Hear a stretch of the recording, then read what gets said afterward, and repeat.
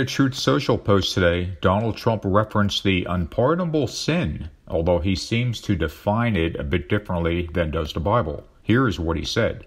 For all of those media fools who said everything was on the up and up with the 2020 presidential election, and then go on to report about the 51 intelligence agents that wrote a letter spreading disinformation about Hunter Biden's famous laptop computer, knowing it was fake and treasonous just days before the election, you have committed an unpardonable sin. That election fraud is no different than stuffing the ballot boxes or any of the other many crimes committed in the 2020 election. So sad. The Bible itself mentions the unpardonable sin in two places, in Matthew 12 and in Mark 3.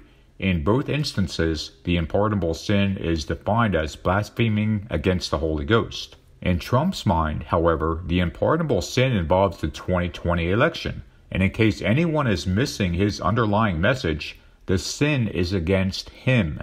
He is the one who has been blasphemed against. The odd capitalization of the word sin is also a clear indication of how deadly serious Trump is, especially after yet again referencing treason in the previous sentence. As we know, Trump has repeatedly talked about how the penalty for treason should be death. From all indications, Donald Trump has an enemies list a mile long, and it consists of anyone and everyone who has criticized him, opposed him, or disputed his claim that he won the 2020 election. When he returns to power, whenever and however that happens, you can be sure that at some point his political allies will pursue treason charges against his perceived enemies. It will be the ultimate payback from a man who values revenge as much as he does loyalty. After all, if there is one thing we know about Donald Trump, it's that he is an incredibly vindictive man. And if you commit the unpardonable sin against him, you will pay the ultimate price.